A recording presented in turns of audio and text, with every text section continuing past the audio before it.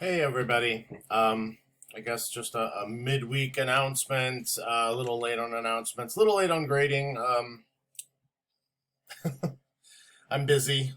I'll get to stuff soon. I just wanted to talk about this real briefly, the summary assignment and the peer reviews. Make sure you're submitting an assignment on the peer reviews.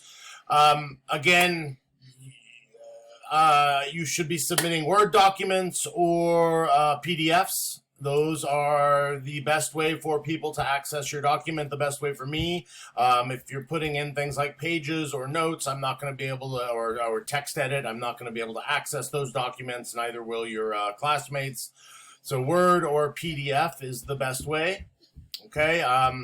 Again, you should be able to access Word through, campus, through the college. And also, if you can't access Word, you can access, you can access a program called Open Office.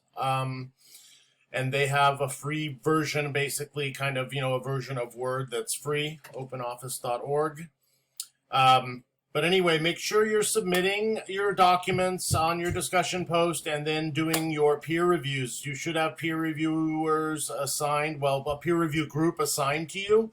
And so your job is to, give some peer reviews to your peers, and also, of course, they should be helping you.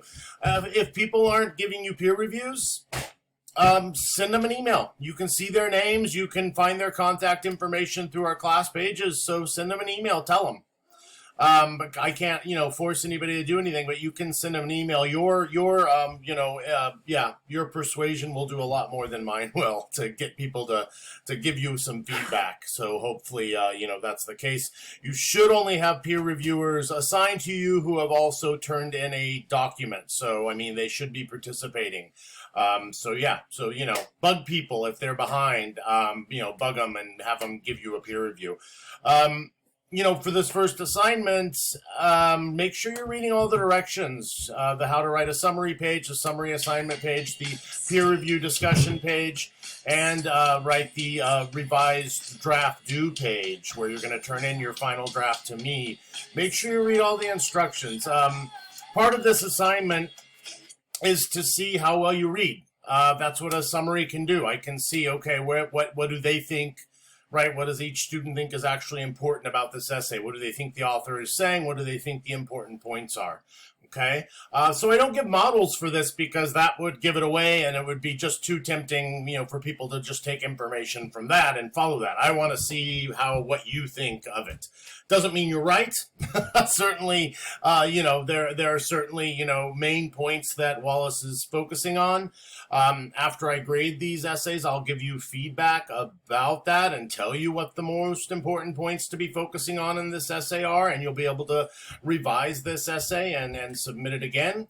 But that's, part of this first assignment is just, for me to be able to see what your reading and writing skills are like. On that note, I do say in the directions, this is a 3-page essay, so your draft for the peer review should be 3 pages.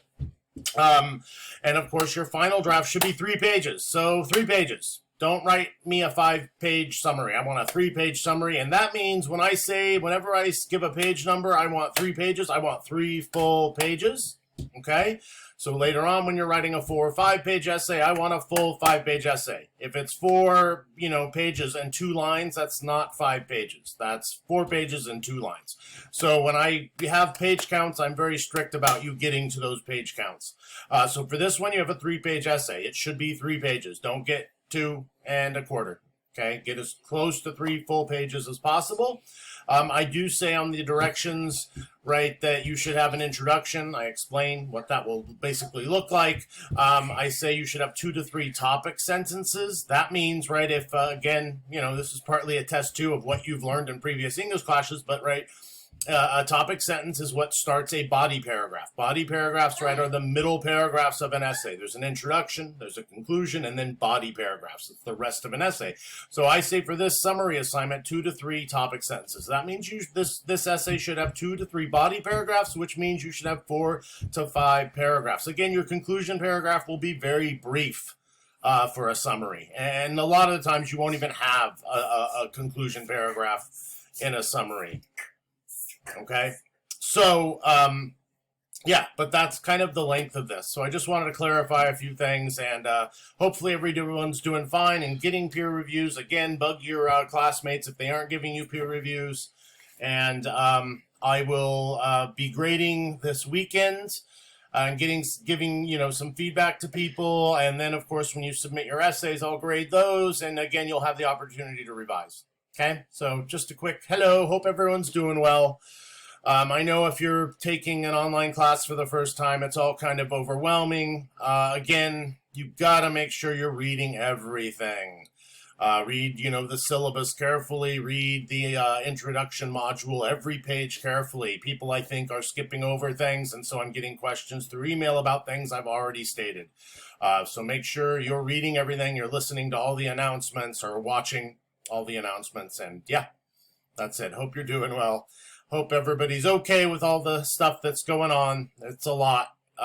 So again, don't hesitate, to let me know if things have spiraled out of your control. We'll work something out. But take care. I'll talk to you and see you later. Bye-bye.